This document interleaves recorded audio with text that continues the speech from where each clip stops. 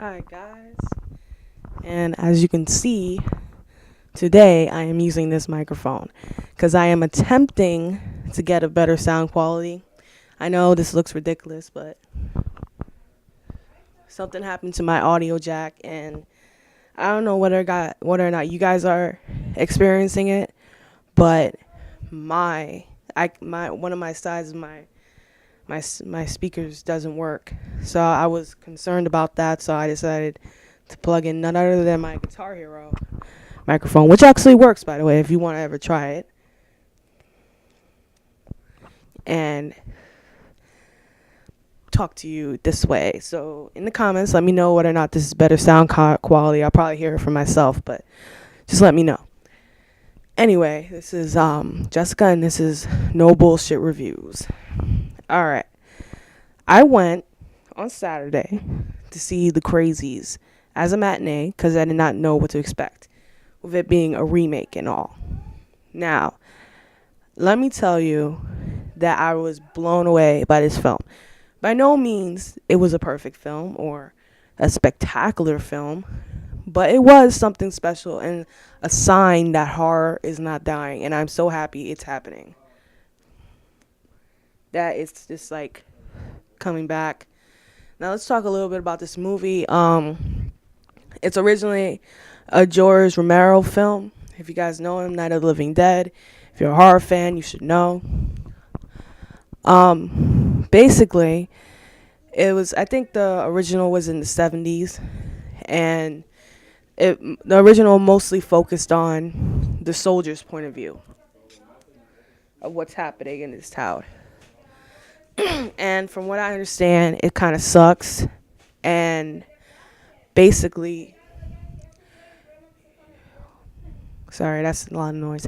Anyway, well, basically, it was really slow, and you don't really see a lot of crazy things happening, and the editing is really crazy in it, and a lot of people just don't like the film.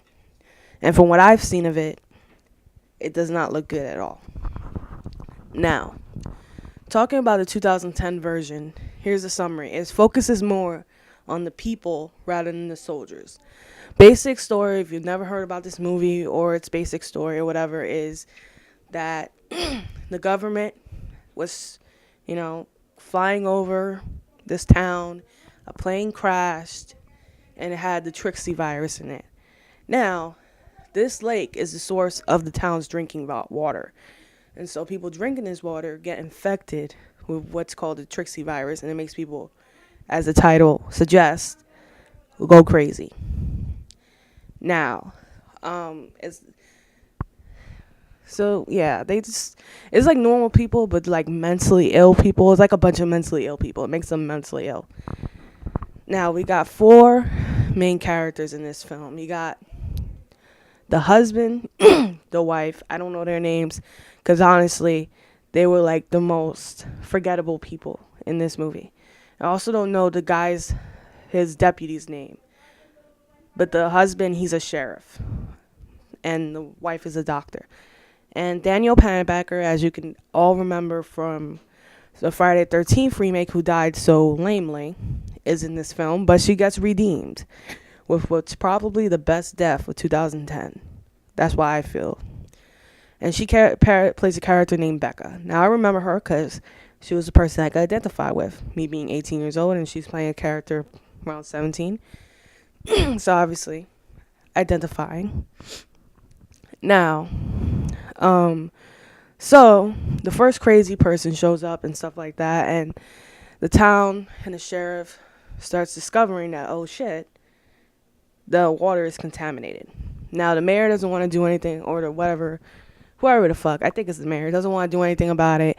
Then the government swoops in like any other, quarantine epidemic sort of movie and starts quarantining people and just taking people. Now they separate everyone. The wife gets taken, but we don't really know whether or not she really has it because she's been having fevers because she's pregnant. The sheriff doesn't have it, her husband, and Becca's taken and his deputy is taken. But we know for sure he has it because something's going wrong with this guy's brain. So there's no unsurety there. Or uncertainty. Um, so after that, they take the survivors that were really the people who are not infected, and they separate them, and the people who are infected, they kind of tie them down or whatever.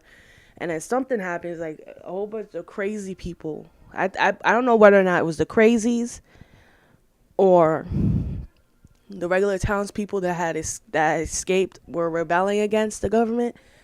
But basically, shit goes down, and they abandon the people who were infected completely. Like people who are still awake, still conscious, probably not even infected, are strapped down. Then after that, of course the sheriff escapes because, he needs to get his wife back like every other good movie. And with a deputy, and he goes back and he gets them. And then throughout the course, of course they face not only the crazies themselves, but the government trying to wipe out any crazy people they see, like dropping bombs on. If they see a car being driven, they drop a bomb on it and stuff like that. So it's kind of intense that they have like nowhere. And they actually show a lot of satellite footage in this movie, showing you that the government is always watching you. So there's no way to escape. So if they think you're infected, they coming for you. Like they really going hard.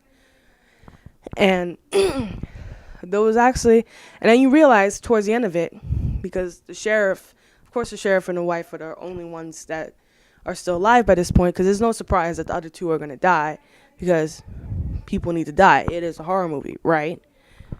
So basically they realized that, oh shit, even the people that weren't infected, they killed too and burned them, because that's what they do, they burn them. And somehow, every other epidemic movie, when they run out of ideas, they do the atomic bomb thing. So they have the nuclear bomb, and somehow they survive, but it's totally improbable. And that's the end of the movie. Now that I summarized this, because I felt like it's necessary to summarize this, because not only this is not really a popular movie, but the trailer doesn't say a lot except that people are going fucking crazy. Now, we're going to go down the pros and cons of this film. I will start off with one pro, and then I'll leave the rest for the next video. Don't worry, this won't be long. Alright, first pro, the thing I really loved about this movie is that it's really trying to bring back the suspense in horror films. You could really tell it's really well shot. You could tell that everything was storyboarded.